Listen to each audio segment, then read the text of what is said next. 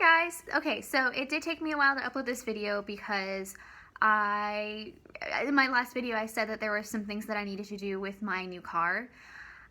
It turns out more was wrong than we thought, and that was catching me up for weeks because we had to get the tires done and the inspection done and like all of this stuff. Oh my god. And I still need to get the emissions on the car done, but for now, hopefully most of it's done. And now I have the time because I'm not driving back and forth, you know, like trying to get it fixed and stuff. And it was really expensive too, so I am like totally broke right now, but you know. So today I'm going to be talking about my, like, just not just that now I identify as demisexual instead of asexual, and that I identify as demi-romantic instead of aromantic. I'm going to talk about the whole thing from the beginning when I started questioning my sexuality to now. So like that whole time, because I really want to share the process that some people go through trying to figure out what they identify as. And also I apologize for this weird background. I just kind of picked the place with the best lighting, and that's kind of hard because it's cloudy out right now. And I also have a notebook because I forget everything. So here we go. So I used to identify as aromantic and asexual. That was definitely not the first thing that I identified as. I actually started, I'm pretty sure, with bisexual. I started with bisexual, and this was around when I was 12, 13, I think maybe 13, something like that. It was 13 or 14, because it was when I was starting my freshman year in high school that I started looking back on when I had been younger, and I started to think that maybe I wasn't straight, because I'm sure some of you know that when you're young, a lot of people will say, oh, that boy's only teasing you because he likes you. And I was that person who was teasing this other girl and bullying her. Yes, I was a bully, in second grade. And I look back and I realized I had a crush on her because I thought she was really pretty. I was really jealous of her, and just all these other feelings that I had for her that I misconstrued as not liking her. I did. I liked her. I liked her a lot, and I bullied her because I didn't know how to express my feelings, and also there was some stuff going on at home that contributed to that as well. But when I look back and realize that I had been bullying her because I liked her, that kind of sparked me going, well, maybe I'm not straight. And so I started identifying as bisexual. I didn't really tell anyone. I didn't tell anyone when I started identifying as bisexual because I remember I talked to my mom, and I think she was more worried, and this is why she said this, but she said, oh, bisexual people are just, you know, sluts and whatever.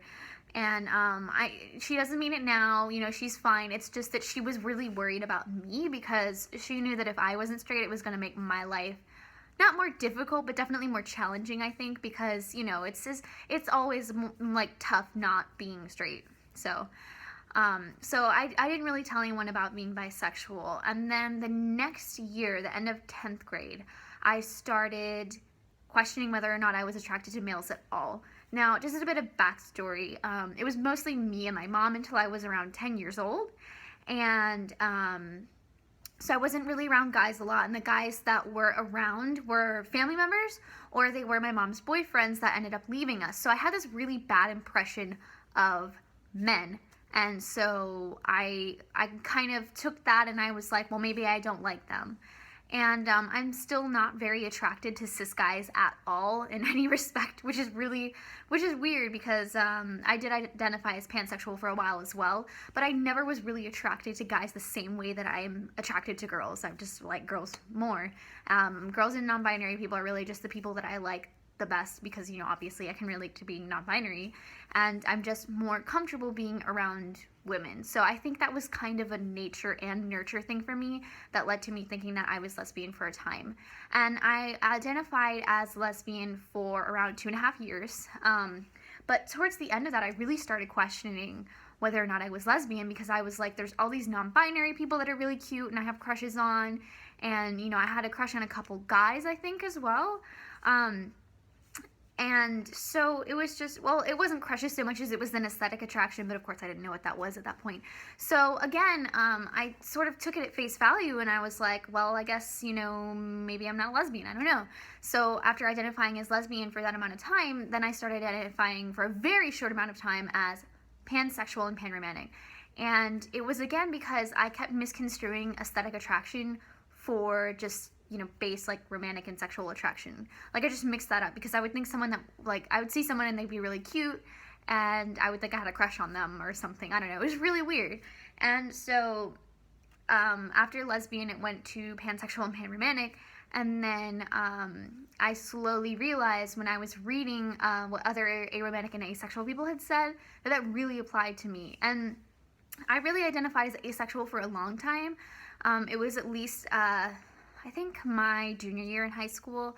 The end of it, I started really identifying as asexual, but I still use lesbian because, it's easier than going, oh, I'm attracted to girls, but I don't want to have sex with them.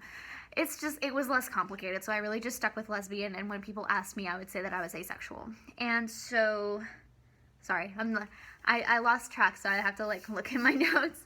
So then after reading a bunch of stuff from aromantic and asexual people, I started to realize that really, really applied to me, and especially because the end of my junior year and my senior year was when my depression really started to kick in full force, because I have chronic severe depression, and it does run in the family. It's on my mom's side. I got it from her, so it's a chemical imbalance in my brain. Like, it's not, I know that there's kind of a difference, I think, between stuff that's not chemical and that is. Mine is chemical, so I take meds and I feel perfectly fine. But I wasn't taking meds because I didn't know that it was depression, and I didn't know what to do. I didn't know to ask for help. So I feel like depression also did a really good job repressing my sexual urges, because I was so tired and so exhausted all the time that I just didn't feel anything but tired and exhausted. And so I think that had a really big impact on my identifying as asexual, because for me, at least, I feel like it really came from being depressed, because again, it suppressed so much of me.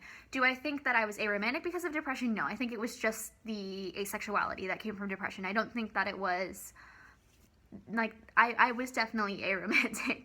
And I started identifying as aromantic because I just felt like I didn't want the same things in a relationship that other people did, and all of the things that you identify with being aromantic. I didn't feel the warm fuzzy feelings, and I wanted to spend time with these people, but it didn't feel like I needed to spend time with the people that I was dating and stuff. It was kind of like a, not to sound terrible, but I just didn't feel the same way that most people talk about how they feel in relationships. And so that really led me to identifying as aromantic. And then the big breakthrough was maybe 6-7 months ago, maybe more than that. I can't quite remember. But I had broken up with all of my other partners, and I was just dating the partner that I'm still dating now. We've been dating, as of today, we've been dating for a year and 2 months, I think, which is really great. It's a great relationship. I'm totally in love with them. And so I realized these feelings that I was feeling for my current partner were romantic feelings. And I was like, I really wanted to cling on to the aromantic title, especially because I have this channel, and I was really worried about letting people down by saying, okay, I don't identify as aromantic anymore.